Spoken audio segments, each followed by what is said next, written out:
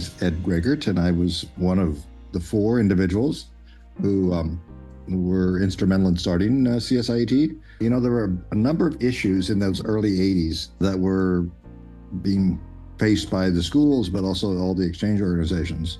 There was also a concern that some exchange organizations, particularly the large ones, would kind of just dominate the field. So the smaller exchange organizations were kind of left out in the cold a lot, particularly when it came a little bit later into federal grants. It really basically came down that there were no standards for international exchange organizations. There was a concern in the exchange organizations that if we didn't do something, the federal government would. The State Department would create its own set of standards. There were 4 organizations. One was National Federation dealing with sports, athletics.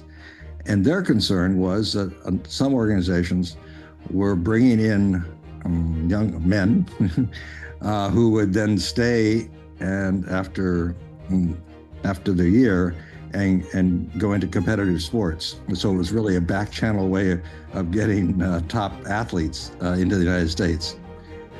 My agenda was that we were a very small program.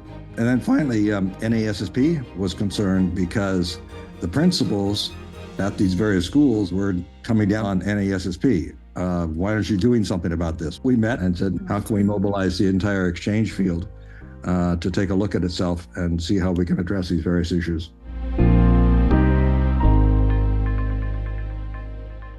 The 4 of us met and came up with drafts of various standards and processes, and then we went out to recruit additional organizations to join. And so those 4. And CSIET, we had no idea that its list would become such an important document. And then all of a sudden, when the first list was published and got a lot of feedback, why isn't my organization listed? It obviously worked way beyond our imagination. What it did is that it put all of the exchange organizations on the same equal level. It actually gave a great deal of objective visibility to the whole exchange field. Ellen Battaglia, and I've been going since 1984, which was the first year. The student exchange business since 1980. I've gone for every single year, except for COVID. I've been involved a lot with CSIET. I've seen it grow from this tiny little organization to this amazing organization that everybody respects. When I was on the board, I made some good friends, and I really enjoyed that. One of my favorite things to see is the exchange students and their host families at the meeting. I love that. And the State Department, of course, you know, learning the new rules and things like that is very enlightening for me.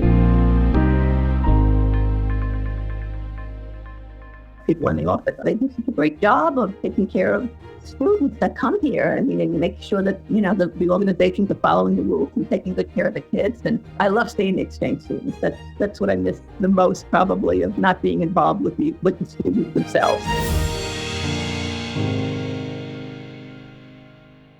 My name is John Chris, and I've been involved in Youth Exchange since 1980, and I believe I first attended the 1987 meeting.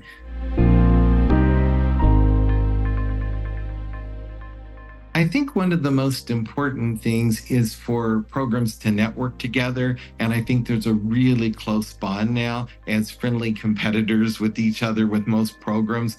All of us take very seriously safety and well-being of all students, whether they're our program or another program. I think we've all learned, and I see looking back over the decades, when something positive happens to an exchange program from any program, it enhances it all. Everyone realizes how important it is. There's a team effort out there to have quality youth exchange. What I have seen in 40 years of involvement is there seems to be a very close connection now between the State Department, CSIET, and membership.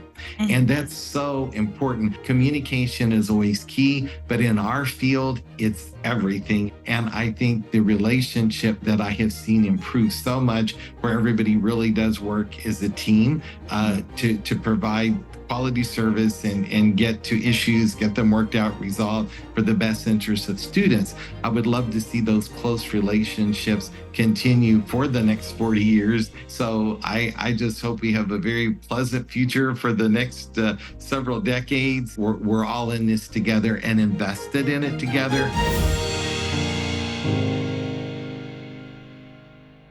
The CEO and founder of FLAG, Foreign Links Around the Globe. And my very first year at the CSIT conference was also FLAG's very first year of operations. It was back in 1989. In 2001, I had a newborn at home, so I did not attend the 2001 conference.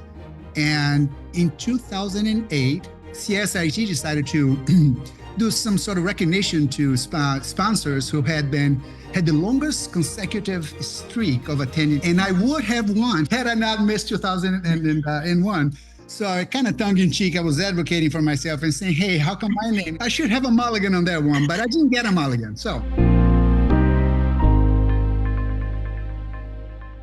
I'm happy to actually be somewhat connected with the efforts that are in place now to get us a little more active, a little more on the advocacy on the G1 things. I'm happy to see, this renewed effort at doing more advocacy on the J1 front. We had a wonderful symposium in Madrid not too long ago, which I actually was honored to have been a part of the planning committee, and we were doing some cool things about mental health. And that's the sort of effort and involvement which I think is very beneficial to the industry. So I want to see more of that coming from CSIT, and I'm already seeing it. I was very committed, to the roles I served on the board. I feel like I contributed. When I came up with FLAG, it was essential that we had CSIT acceptance for listing. And I believe in those standards, very much so. And I think that being able to build our organization on the foundation of those standards has been probably the number one contribution we have gotten from CSIT, because we've stuck to those, over 35 years of FLAG. My name's Chris Page. I am the executive director of CSIT. I was originally engaged with CSIT in 2003 as a new member of the board of directors, and I served in that capacity until 2009. Took a hiatus for a couple of years, and then applied for the executive director job, and here almost 14 years later, here I am, continuing in that position, and certainly happy for it. This year's conference will be my 14th annual conference in a row. One of my favorite conferences was probably in 2014. That was held in the great town of Milwaukee, Wisconsin, and it was our highest attendance that we had had. One of the key things for me professionally was that it was the first opportunity that we really had to get the F1 community and the J1 community together in the same room. Turns out that everybody was able to play in the same sandbox, and we are 10 years later happy to report that we've got near 40 F1 members. We're doing it right now. We're meeting with international agencies, those organizations that are in Europe, Asia, South America, other parts of the world that are interested in CSIT's standards, working together on things like mental health. We had our symposium last spring in Madrid, a full one-day event dedicated to promoting mental wellness, and we had about 40 organizations from all over Europe. That was a sort of seminal event, kick things off for the future. I really think that if we can create sort of a core of international associate members to strengthen communication with US-based organizations that will be well on our way to growing CSIT, but also, and this is most important, to foster dialogue between international agencies and US-based change organizations.